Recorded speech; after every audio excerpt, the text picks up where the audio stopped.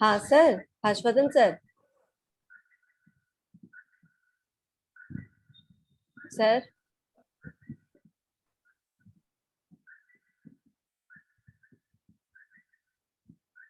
Okay, वापस आ गए हम लोग यहाँ पे। तो इमोशंस हो गया था, इंफॉर्मेशन ओवरलोड, हाँ। Non verbal cues, time pressure, ये सब बचा था। नॉन वर्बल क्यूज क्या हुआ?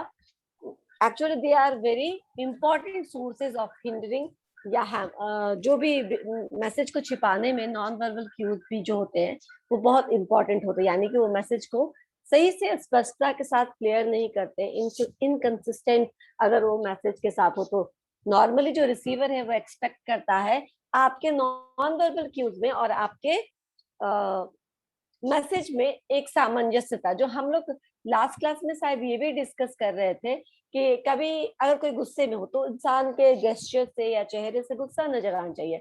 सपोज करो कि चेहरे पे मुस्कुराहट है और आपसे वो गुस्से में बात करा, तो कभी कभी हम कंफ्यूज हो जाते हैं whether he is angry, whether he is sarcastic or whether it is normal, right? कभी कभी कंफ्यूजिंग होता है ना, हाँ, राइट। यस अभी मैम। अच्छा यस मैम। यस लगा मैम। या कैसा, हाँ है, समझ में नहीं आया, ठीक है ना।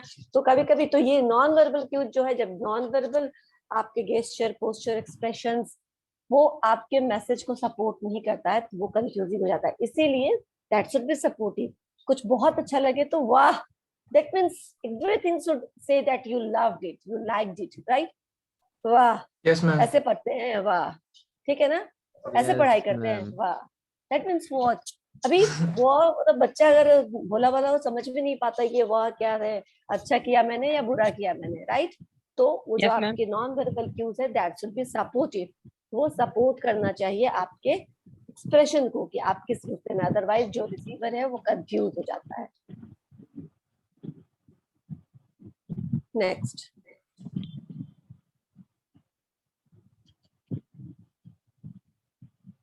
Time pressure. हाँ, लास्ट था टाइम प्रेशर। टाइम प्रेशर मतलब क्या होता है? कभी कभी आदमी के पास बहुत लिमिटेड टाइम होता है, ठीक है ना। टाइम पीरियड अगर बहुत लिमिटेड हो, वैसे में भी हम मैसेज क्या करते हैं, कभी कभी शॉर्टकट कर देते हैं, राइट। कभी एकदम छोटा छोटा मैसेज लिख देते हैं। अब इस छोटे मैसेज का जो जो उसको पढ़ना चाह रहा है, जो उसको डी कोड करना चाह रहा है, उसको कभी कभी नहीं समझ में आता है कि ये शॉर्टकट में लिखा क्या मैसेज है, इसका क्या मतलब हो गया।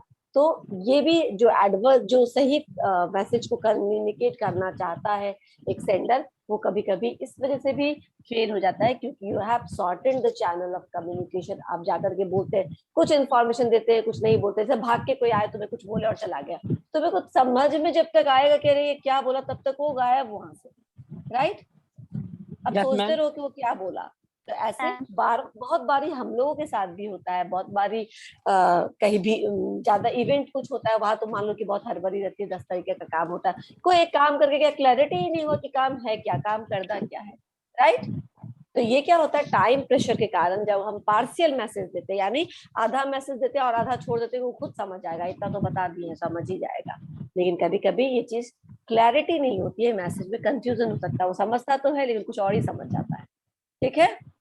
Yes ma'am. Yes ma'am. तो वो मैसेज को भी जो रियल पर्पस है कन्वे करने का, कम्युनिकेशन करने का, वो उसके वजह से भी फेल हो जाता है, राइट। ये सारे हो गए। अब ये these are the barriers of communication. अच्छा, एक और बैरियर है जिसकी चर्चा इसमें नहीं है, मैं आपको बता देती हूँ। जो नॉइज वगैरह होता है, ठीक है ना, नॉइज भी एक बैरियर है कम्युनिकेशन का। जैसे अगर हम टेलीफोनिक कम्युनिकेशन कर रहे हैं तो टेलीफोनिक लाइन में जो घर घर घर होते रहता है, कभी कभी noisy lines, disturbing lines ma'am, होता है। मैम जिस तरह से विश्वजीत का माइक से हो रहा है। Yes ma'am. अच्छा, अभी हो रहा है क्या? Yes ma'am. हाँ, तो ये जो कम्युनिकेशन है, आप जब वन टू वे कम्युनिकेशन करेंगे तो क्या होता है कि ये जो स्ट्रेस क्रिएट करता है नॉइज, और बीच में जहाँ पे आप बाजार में हैं, कहीं कहीं ऐसे जगह पे है जहाँ पे कुछ शादी वगैरह हो रहा है, तो वहां ऐसे अननेसेसरी बहुत सारा नॉइज होता है। वहां पे भी आपकी बातें, आपने क्या कहा उसको सुनने में नहीं समझ में आता है। कई बार आपको उसको सपोर्ट करने के लिए इशारा करना पड़ता है और वो ज्यादा काम करता है। भीड़ भाड़ में जो आपका बॉडी लैंग्वेज है, जो आपका इशारा है, वो ज्यादा समझ में आती है बनस्पति आपके बात की कि आप क्या बोलना चाहते हैं, राइट। Yes ma'am. तो ये Yes, नॉइज होना, ma'am. टेलीफोन पे है अगर तो किसी का लाइन डिस्टर्ब होना, सामने आमने बात करें लेकिन आसपास में बहुत सारा शोर शराबा है तो भी आप बोल कुछ रहे हैं और सामने वाले को कुछ और सुनाई दे रहा है, तो इसको भी हम बोलते हैं कम्युनिकेशन का बैरियर। आप लोगों ने नहीं देखा होगा, मैं आपको रिकमेंड करूंगी कि एक बहुत पुरानी मूवी थी, ठीक है, बहुत पुरानी नहीं है पर आप लोगों के लिए बहुत पुरानी है। उस मूवी का नाम है इश्क, ठीक है ना। आमिर खान, जूही चावला, अजय देवगन एंड काजोल की मूवी है। थोड़ा सा देखिएगा जहाँ पे दो देखा है आपने तो मिसकम्युनिकेशन है। Yes ma'am. मैं कहाँ की बात कर रही हूँ, आपको समझ Yes, में आ रहा है? ma'am. मैं कौन से सीन की बात कर रही हूँ, आपको समझ में आ रहा है? यस मैम, आ गया। जहाँ पे एक बहरा होता है, वो पाइप काट रहा होता है और Yes, सामने पाइप Yes, काटता ma'am. रहता है, Yes, वो ma'am. पाइप सामने से Yes, कोई इशारा ma'am. करता है और वो समझता है कि और तेज काटना है, तो दैट इज द मिसकम्युनिकेशन, ठीक है ना। जब वो नहीं समझ में आए तो क्या आफत होती है, you can connect with that particular scene, ठीक है ना। अगर जिसने देखा है उसको समझ में आ गया होगा, जिसने नहीं देखा है वो वाला Yes, बस ma'am. सीन देख लीजिएगा, पूरी मूवी देख लीजिएगा। ठीक है मैम, देख लेंगे। वाह। ठीक है, गुड। ऐसे भी हो सकता है, ठीक है ना, कि अभी तक हम लोगों ने जितना कुछ पढ़ा उसके बेसिस पर आप लोगों ने जो भी मूवीज देखी हैं उस मूवीज को सिलेक्ट करिए, उसके किसी एक सीन को अपना थीम बनाइए और उसको अपने सब्जेक्ट से रिलेट करके प्रेजेंट करिए। जैसे कि मान लो कि अभी तुम लोगों को तो मैंने टीम वर्क वगैरह नहीं पढ़ाया है, तो मान लो कि टीम वर्क एक टॉपिक है, तो किसी मूवी में टीम वर्क का इम्पोर्टेंस कहीं तो होगा ना जहां से आप रिलेट कर सकते हैं कि ये जो है ना ये टीम वर्क को दिखा रहा है। एंड देन उस एक सीन को, ऐसे नहीं पूरी 3 घंटे की मूवी चलेगी, 10 मिनट के सीन को you have to describe in your syllabus format, ठीक है ना, जिस फॉर्मेट में हम पढ़ाई कर रहे हैं। जैसे उसमें क्या क्या दिखाया गया, team why team is necessary, why team spirit is important, why trust is important, why group is created, ठीक है ना, why the same common goal should be there for a team member। ये सब आप डिस्क्राइब कर सकते हैं, क्योंकि मुझे याद है जब हम लोग एमबीए कर रहे थे तो मुझे और ये मजा, मतलब इसको अच्छा लगता है करने में। जिससे कि हम लोग को ये होमवर्क दिया गया था कि किसी भी मूवी से आप अपने एक टॉपिक को चुनिए, सिलेबस के एक टॉपिक को चुनिए और उसको किसी मूवी से जिससे आप रिलेट कर पा रहे हैं रिलेट करिए। तो कहीं कोई टीम वर्क था, कहीं कोई कुछ दूसरा बिजनेस का, कोई दूसरा वाई वर्क फोर्स डाइवर्सिटी होना चाहिए, तो कॉर्पोरेट मूवी से किसी ने उसका प्रेजेंट किया था, किसी ने किसी चीज से, किसी ने किसी चीज से उस थीम को उस सीन के एक पर्टिकुलर सीन से क्लियर कर दिया था कि why this is important. Ma'am आवाज तो थोड़ा भी नहीं है। मेरी आवाज नहीं आ रही है? यस आ मैम, रहा है मैम, आ रहा है। मैम आ रही है। आ रही है ना? Yes Yes, ma'am. ma'am. ठीक है, ठीक है। तो ये उस वैसा भी हो सकता है अगर आप चाहे तो आप में कनेक्ट करने आना चाहिए कि ये चैप्टर इस मूवी से कनेक्ट हो रहा है, ये टॉपिक इस मूवी से कनेक्ट हो रहा है। कहीं कुछ मिस कम्युनिकेशन है तो वो कहीं से आप कनेक्ट कर सकते हैं और उसको एक्सप्लेन करिए कि इसमें क्या क्या छूट गया, इस कम्युनिकेशन में क्या क्या नहीं हुआ, इसलिए ये कम्युनिकेशन सक्सेसफुल नहीं हुआ, मिसअंडरस्टैंडिंग हो गया। ऐसे कर सकते, किया जा सकता है। And it was a very interesting activity, है ना। Yes yes ma'am. Ma'am. Yes ma'am. हम लोग उस समय बहुत ज्यादा मूवीज नहीं देखते थे, लेकिन मुझे याद है टीम वर्क को रिप्रेजेंट करने के लिए हम लोगों ने जो मूवी सेलेक्ट किया था, हमारे टीम ने, हमारे ग्रुप ने, वो था इकबाल, एक मूवी थी, उसको हम लोगों ने सेलेक्ट किया था। उसके एक सीन को, 10 मिनट का कोई सीन था, उस बाइट को कॉपी पेस्ट करके वीडियो को पहले चलाते थे क्लास में और फिर उसको एक्सप्लेन करते थे अपने टीम वर्क में जो जो पढ़ा था उससे रिलेट करके, ठीक है। Yes ma'am. ओके, अब हम वापस आते हैं कम्युनिकेशन पे। ये सब खत्म हो गया। नाउ इफेक्टिव, कैसे कम्युनिकेशन को इफेक्टिव बनाया जा सकता है, ठीक है। नॉइज आप लोग अपने तरफ से ऐड कर दोगे, जो एक्सटर्नल नॉइज है that is also a big, that also act as a big barrier in effective communication, right? Maybe it a telephonic communication or maybe it is physical communication, face to face communication। अगर वहां पे भी noise है तो वो barrier का काम कर सकता है। Now effective communication कैसे है? In order to make communication effective, it is absolutely essential for the manager to overcome the barriers।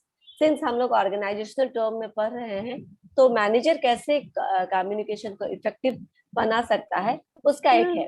Ma'am, हाँ बोलो। मैम रिया वेटिंग में है। अच्छा ठीक है,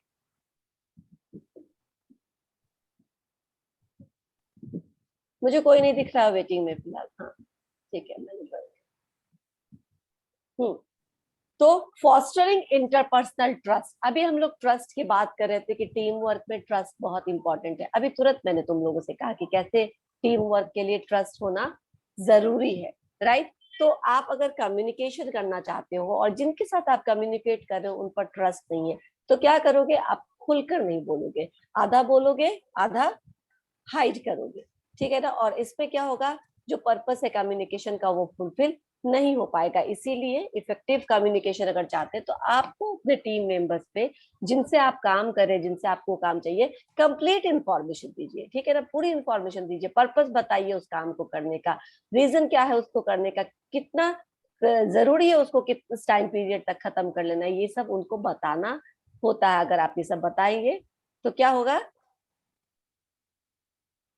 तो वो अच्छे से काम करेगा, काम के इम्पोर्टेंस को, प्रायोरिटी को समझ पाएगा। अगर ये सब हम लोग नहीं बताएंगे तो मे भी कि वो समझे ठीक है करना है कभी कर दूंगा, लेकिन वो कितना अर्जेंट था, वो काम कितना जल्दी आपको चाहिए था, ये किस किस प्रायोरिटी पे था, ये समझ में कभी कभी नहीं आता है। इसलिए ट्रस्ट रहेगा तो आप खुल के ओपनली बात करेंगे, और ओपनली बात करेंगे तो जो पर्पस है कम्युनिकेशन का वो कंप्लीट हो पाएगा, राइट। सेकेंड है regulate the flow of information. Regulate the flow of information हम लोगों ने अभी एक बैरियर में पढ़ा था, किस पॉइंट को यहाँ से रिलेट कर सकते हो, करो। अभी बैरियर्स हम लोगों ने पढ़ा था, मैं एक बार और जाती हूँ पीछे, तुम लोग देखो एक एक पॉइंट, और किस पॉइंट को हम उस पॉइंट से रिलेट कर सकते हैं। ये पॉइंट है regulate the flow of information. देखो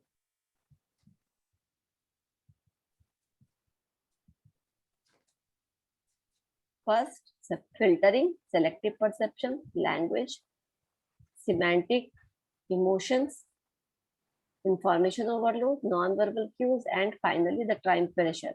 इसको आप कौन से पॉइंट से रिलेट कर सकते हैं?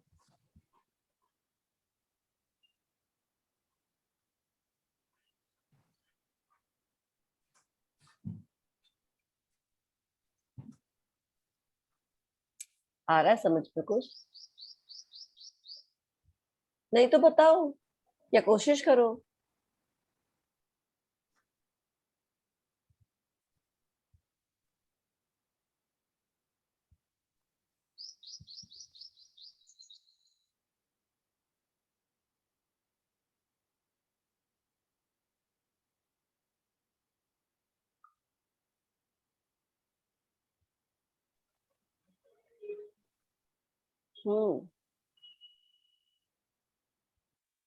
नहीं समझ में आया कि कहाँ से किस चीज से इसको रिलेट कर सकते हैं? मैं बताती हूँ।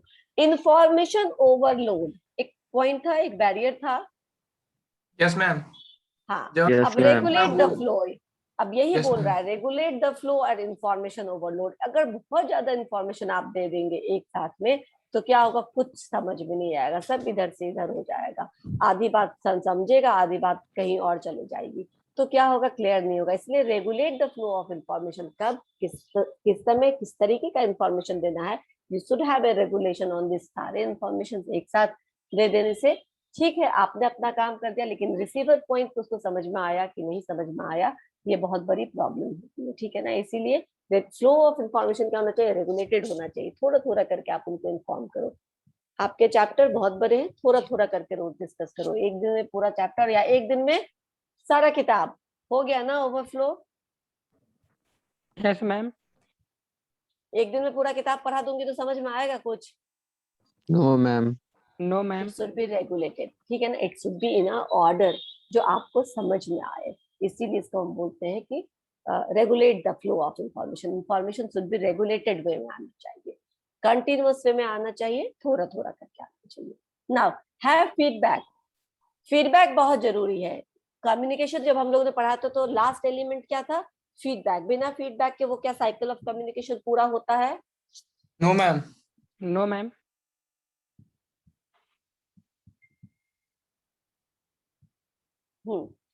नेक्स्ट, तो फीडबैक बहुत इंपॉर्टेंट है। अब ये फीडबैक कैसा, वर्बल एंड नॉन वर्बल दोनों। कभी कभी क्या होता है, वर्बल कम्युनिकेशन तो हमने बोला कि अंकित फलाना काम मेरा है, फलानी जगह से कर दोगे। अब अंकित को बिल्कुल मन नहीं है, लेकिन उसने रिप्लाई किया यस मैम, ठीक है ना। अब यस मैम से मुझे समझ में आया, ठीक है कर देगा। लेकिन जब सामने रहता वो और बोलता ठीक है मैम कर दूंगा, यस मैम। हाँ, तो मुझे उसके थोड़े बहुत चेहरे से भी समझ में आ जाता है कि he is not happy in doing this, और is he happily accepting this, है ना? Yes, ma'am. क्या वो खुशी खुशी एक्सेप्ट कर रहा है, या फिर ठीक है अब मैम ने बोल दिया है तो कर दूंगा, लेकिन मैं तो बिल्कुल करता नहीं, कोई और होता है। ये भी हो सकता है। तो वर्बल एंड नॉन वर्बल दोनों फीडबैक होना जरूरी है कम्युनिकेशन के लिए, ताकि आपको फीडबैक का जो रिस्पॉन्डर है, जो आपको ट्रांसफर कर रहा है फीडबैक, उसका क्या रियल रिस्पॉन्स है पता चल जाए। सिंप्लीफाइंग लैंग्वेज, बिल्कुल सिंप्लीफाई लैंग्वेज होना चाहिए, क्योंकि जो जिस भाषा में आपका ऑडियंस समझ सकता है, आपका रिसीवर समझ सकता है, सेंडर समझ सकता है, उसी लैंग्वेज में आप फीडबैक दीजिए और उसी लैंग्वेज में आप कम्युनिकेशन को भेजिए जिसमें रिसीवर कंफर्टेबल है। लैंग्वेज शुड बी सिंपल, बहुत भारी भरकम वर्ड्स, भारी भरकम jargons, technical words, management jargons, ये सब यूज करने से अगर वो चीज भारी लगने लगे तो क्या फायदा उस टर्म को यूज करने का। आप सिंपल टर्म यूज करिए जिसमें स्टूडेंट को इजी लगे, जिसपे जो रिसीवर है उसको वो बातें आसानी से समझ में आ जाए, क्योंकि इम्पोर्टेंट क्या है, बात को समझाना, राइट? Yes, इम्पोर्टेंट तो ma'am. यही है ना कम्युनिकेशन में, कि आप जो कहना चाहते हैं वो आपके भाव को, आपके शब्द को, आपके भाव को सही तरीके से वहां पे व्यक्त किया जा सके। इफेक्टिव लिसनिंग, ये yet another point, effective listening. यहाँ आप लोग इफेक्टिव लिसनर हैं, अच्छे से सुनते हैं और जब पूछा जाए तो अच्छे से रिस्पॉन्ड करते हैं। तो अच्छे से रिस्पॉन्ड करने की पहली शर्त है कि आप अच्छे से बात को सुनेंगे। जब आप सुनेंगे नहीं ठीक से तो आप जवाब नहीं दे पाएंगे ठीक से। इसीलिए effective listening is the very important part of communication. बोलते हैं कि जो अच्छा वक्ता होता है, अगर आप अच्छा स्पीकर होना चाहते हैं तो आप क्या होइए, if you wanted to be a good speaker you have to be a good listener. जो Yes, ma'am. सुनता है वही अच्छा बोल सकता है, जो सुनने में बिलीव नहीं करता वो कितना भी कोशिश करे वो अच्छा बोल भी नहीं पाएगा, क्योंकि उसके पास कंटेंट नहीं रहेगा बोलने के लिए। सुन के आप इंफॉर्मेशन कलेक्ट करते हो, फिर आप कहीं पर जाके इंफॉर्मेशन देते हो, ठीक है ना? तो you have to be a Yes, good ma'am. Listener, attentive listener. और सिर्फ लिसनर ऐसा होना चाहिए कि ऐसे नहीं कि मुंह बना के सुने जा रहे हैं। अगर आपसे कुछ पूछा जाए तो आप रिस्पॉन्ड करिए। आपको कुछ अच्छा लग रहा है तो आप खुशी से हेड को नोट कर सकते हैं, वाह बोल सकते हैं, खुशी जाहिर कर सकते हैं, अपने एक्सप्रेशन से कर सकते हैं। बुरा लग रहा है तो आप ये भी जाहिर कर सकते हैं, आई डिसएग्री विद यू, ठीक है ना? बिना बोले डिसएग्रीमेंट जाहिर किया जा सकता है। होता है ना, ये कुछ बातें नहीं समझ में आई तो आपके एक्सप्रेशन से ये पता चल जाता है कि आपको नहीं समझ में आ रही है, और मैं फिर से आपको बताती हूँ ये चीज। तो लिसनर को बहुत एक्टिव लिसनिंग होना चाहिए, अटेंटिव एंड एक्टिव लिसनर, ठीक है ना? वो एक्टिव लिसनिंग बहुत इंपॉर्टेंट है गुड कम्युनिकेशन के लिए। अदरवाइज क्या बोला गया समझे नहीं, आधा बात सुने आधा काम कर लिए, बात खत्म, right? Yes, ma'am. Yes, ma'am. And next है see the emotions do not cloud and distort the message. यानी कि जो आपका इमोशनल क्यूज हमने देखा था बैरियर के रूप में, वो non verbal cues should be supportive to your message. जो आप अगर स्ट्रिक्टली किसी बात को रखना चाहते हैं तो आपका आवाज जो बहुत फर्म होना चाहिए, बहुत स्ट्रिक्ट होना चाहिए कि इसमें चाहे जो भी हो but I firmly believe in this fact, ठीक है ना? वो बहुत Yes, फर्म ma'am. होना चाहिए, तो पता चलेगा कि नहीं ठीक है, ये बदलने वाला नहीं है, अभी ये अपना ट्रैक चेंज करने वाला नहीं है। अगर आपके बोल में बहुत नोच पोच रहेगा, बहुत ज्यादा फ्लेक्सिबिलिटी या बहुत ज्यादा सबमिसिवनेस रहेगा, तो सामने वाला आप पे चढ़ सकता है, उसको लगेगा अरे इसको बदलने को अभी ये तैयार है, क्योंकि इसको कभी अभी बहुत ज्यादा कॉन्फिडेंस नहीं है इस बात के ऊपर। तो when you are not confident, जो आपका साउंड होता है वो बहुत स्ट्रांग नहीं होता है, बहुत फर्म नहीं होता है, और तब आपके क्या होते हैं, आपको बदला जा सकता है, आपको मैनिपुलेट या ट्विस्ट किया जा सकता है। But when you are firmly believing on something, भाई ऐसे बोलो जैसे आपके मैसेज में ये भी झलक जाए कि इसने बोल दिया, अब ये क्लियर है, इसमें कुछ परिवर्तन नहीं होने वाला है, ये अपना स्टेटमेंट वापस नहीं लेने वाला है। समझ में आया? Yes, ma'am. Yes, ma'am. And last one है understand the non verbal cues. और जो भी, हाँ, अब ये सेंडर का यानी जिसको रिसीव करना वापस से, जिसके पास फीडबैक दिया या जिसको आप भेज रहे हैं, उस रिसीवर का ये पॉइंट है कि आप नॉन वर्बल क्यूज को भी अच्छे से रिलेट करिए, समझिए। बहुत सारे लोग होते हैं जो बातों को तो समझ लेते हैं, लेकिन आपने अगर कुछ हिडन मैसेज दिया है नॉन वर्बल अपने गेस्चर से, पोस्चर से, तो वो उनको नहीं कभी कभी समझ में आती रहती है। लेकिन ये समझना चाहिए, ठीक है ना? नॉन वर्बल क्यूज को समझना चाहिए। और ये क्यों इंपॉर्टेंट है मैं बताती हूँ, क्योंकि डिफरेंट कल्चर में इस नॉन वर्बल क्यूज का डिफरेंट इंपॉर्टेंस है, राइट? मैं बताती हूँ, जैसे हमारे इंडियन कल्चर में thumbs up is not a good sign, है ना? इंडियन कल्चर में इसको अच्छा नहीं माना जाता, लेकिन फॉरेन कल्चर में अच्छा किसी चीज को बोलना होता है तो will do thumbs up, and अगर बुरा लगे तो हम लोग थम्स डाउन करते हैं, राइट? तो अब क्या Yes, है ma'am. कि अगर हमारे कल्चर में ये नहीं नहीं एक्सेप्टेबल है, हम इसको अच्छा हम नहीं मानते, ठीक है ना, हम किसी को ये चीज दिखाना बुरा माना जाता है हमारे यहाँ, तो अब ये देखो, अब यहाँ के कल्चर के हिसाब से जो गेस्चर या जो बॉडी लैंग्वेज या जो साइन सिंबल एक्सेप्टेबल है, हमको वही यूज करना चाहिए यहाँ फॉर्मल कम्युनिकेशन के दौरान, राइट? अगर आप फॉरेन जाते हैं और वहां पे ये चीज एक्सेप्टेबल है, आप वहां कर सकते हैं, नो बडी विल, इसको कोई बुरा नहीं मानेगा। एक और बताती हूँ, जैसे देखो यही इंडिया में ही बताती हूँ, तुम मुंबई चले जाओ तो हम यहाँ अपने सीनियर को अब यहाँ पे आप बोलते हैं ना, आप बोलते हैं, या फिर अपने लैंग्वेज में जो भी करना होता है, इंग्लिश में तो यू बोलते हैं। अब वहां तुम चले जाओ, यहाँ पे सीनियर, वहां पे नॉर्मली कॉर्पोरेट में सीनियर्स को भी तुम बोलते हैं, ठीक है? एंड अगर कोई आदमी बिहार से 10 साल काम करके वहां जाए, उसको कोई उसका जूनियर तुम करके बोले तो उसे बुरा लगेगा, राइट? तो ही हैज टू अंडरस्टैंड कि वहां के कल्चर में ये एक्सेप्टेबल है, बिहार में नहीं था एक्सेप्टेबल। तो अब क्या है कि अगर वहां के कल्चर में इसको माना गया है कि ठीक है, प्रॉपर है, तो आप बुरा मत मानिए, लेकिन यहाँ अगर तुम किसी को सीनियर को तुम करोगे तो he will mind it, right? Yes, sir. Yes, ma'am. तो आपको ये भी समझना चाहिए कि जो वर्ड्स है या जो लैंग्वेज है या जो गेस्चर्स है या जो एक्सप्रेशन है या जो सिंबल है, वो कहाँ पे किस सेंस में लिया जाता है, अच्छे सेंस में लिया जाता है या फिर बुरे सेंस में लिया जाता है। और अगर बुरे सेंस में लिया जाता है तो अवॉइड डूइंग दैट। आपको वहां का कल्चर, इसीलिए जब हम वर्कफोर्स डाइवर्सिटी पढ़ते हैं डिफरेंट प्लेस पे, जब अभी अब क्रॉस कंट्रीज रिक्रूटमेंट और सिलेक्शन होता है, तो वहां पे कल्चरल ट्रेनिंग देना इम्पोर्टेंट है कि वहां के कल्चर में क्या एक्सेप्टेबल है और क्या नहीं एक्सेप्टेबल, वरना बहुत बड़ा प्रॉब्लम हो सकता है, ठीक है? अंडरस्टैंडिंग को लेकर कि किसी ने कुछ अच्छा बात कहा लेकिन दूसरे ने उसको बुरा समझ लिया, तो इसलिए वहां पे क्रॉस कल्चरल ट्रेनिंग आजकल दी जाती है, जो भी लोग हैं जो अपने एम्प्लॉयज को बाहर भेजते हैं, इम्पोर्टेंट ही है उनके बिजनेस के पॉइंट ऑफ व्यू, ठीक है? Yes, ma'am. Yes, चलो हम लोग ma'am. अटेंडेंस बना लेते हैं, आपका मैंने नोट्स वगैरह सब भेज दिया है, and we are done Yes, with ma'am. Our syllabus. अब हम लोग रिवीजन शुरू करेंगे। रिवीजन शुरू करने से पहले एक बार आप सबको टॉपिक आप लोग बता दीजिएगा ग्रुप कैसे कैसे सेलेक्ट किया, फिर हम लोग नेक्स्ट क्लास में आप लोगों को टॉपिक दे देंगे।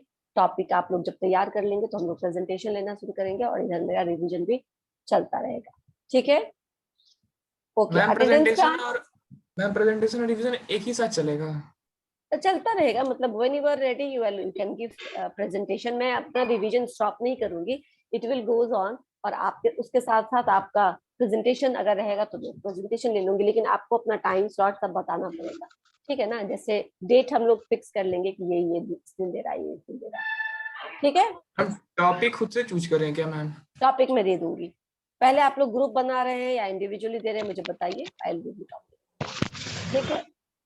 चलो, आज क्या है? आज इंटरनेशनल लेबर डे है, और ये क्यों मनाया जाता है? वन में यस यस मैम।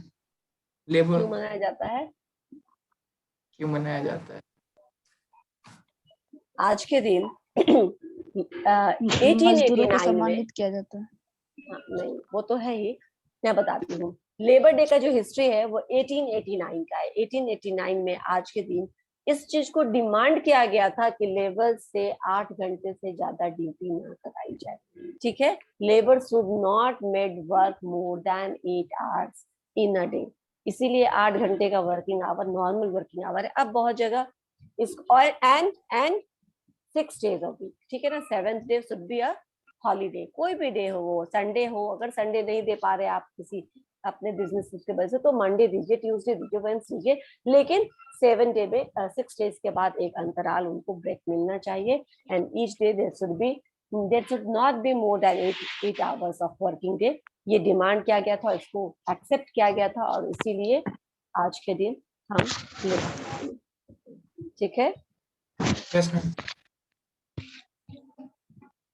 एक मिनट में अटेंडेंस देखते हैं। हाँ, चलो 1 Present, ma'am. 2 3 4 then ma'am 5 6 7 Present, ma'am. 8 Yes, ma'am. 7 present, 8 Yes, ma'am. 8 present है, 9, Yes, ma'am. 10, Yes, ma'am. 11, Yes, ma'am. 12, 13, Yes, ma'am. 13 Ma'am, Ruchi. 13. Yes, Okay. ma'am. 14, 15, 16, Yes, ma'am. 16, 17, 18, 19, Yes, ma'am. 19. 20, Present, ma'am. 21, Yes, ma'am. 22, 23, Yes, ma'am. 24, 24, 25, Present, ma'am. 26, Present, ma'am. 27, 28, that's it, 29, हो गया। Ma'am role किसी का number छोड़- 6। Ma'am, 25 हो गया? नाम बताओ। विश्वजीत, हाँ हो Yes, ma'am. Ma'am roll number 6। हो गया। Okay, thank you ma'am. ठीक है, वेलकम। अभी हो गया आज का क्लास। आप लोगों को मैंने ये नोट्स भेज दिया, आप करके देख लीजिएगा। और साथ में Thank you, ma'am. Next class में हम लोग प्रेजेंटेशन का टॉपिक डिस्कस कर लेंगे। और आप लोग कैसे दे रहे हैं, इंडिविजुअली कर रहे हैं, क्योंकि मैं 8-10 टॉपिक सेलेक्ट करके रखूंगी, उसी में से प्रेजेंटेशन होगा। ठीक है, मैम मैं नेक्स्ट आपको क्लास हम लोग में नेक्स्ट क्लास में Ma'am. बताते हैं ग्रुप। नेक्स्ट क्लास में बताता हूँ मैम। ठीक ठीक। Yes ma'am. Okay, okay ma'am. Okay, ma'am. Thank Thank you, you, ma'am. ma'am. Thank you you, ma'am. Welcome. Thank you, Up. ma'am. आप टॉपिक चूज कर लीजिए। हाँ हाँ, मेरे पास टॉपिक है, बस आप लोग अपना ग्रुप या नाम दे दीजिए, फिर मैं कितनों का topic ग्रुप बता होना दीजिए। चाहिए? मैम ग्रुप क्या? में होगा क्या? मैम कितने ग्रुप ग्रुप में होंगे? ग्रुप देखिए, आपके ज्यादा स्टूडेंट्स नहीं है तो 2 का ग्रुप चलेगा। ठीक है ना। जहाँ बहुत बड़ा ग्रुप होता है, normally there will be 4 students in it. जहाँ पे 100 है, 98 है, 80 है, थोड़ा सा वो टाइम टेकिंग भी कम होता है और ग्रुप एक्टिविटी भी हो जाती है। यहाँ पे 2 टॉपिक maximum बता होगा। दीजिएगा मैम। हाँ बिल्कुल, आप लोग ग्रुप्स बताइए, मैं आपको टॉपिक दे दूंगी, प्रिपेयर इट। और आप मुझे डेट्स बता दीजिएगा कि किस डेट में कौन कौन प्रेजेंटेशन करेगा। 1 प्रेजेंटेशन, 2 प्रेजेंटेशन लेंगे, फिर थोड़ा सा क्लास करेंगे। ठीक है ना। यस मैम, अल्टरनेट Yes, कीजिएगा, ma'am. एक क्लास Yes, लाएंगे। Yes ma'am. ठीक, मैम 3 का ग्रुप हो सकता है?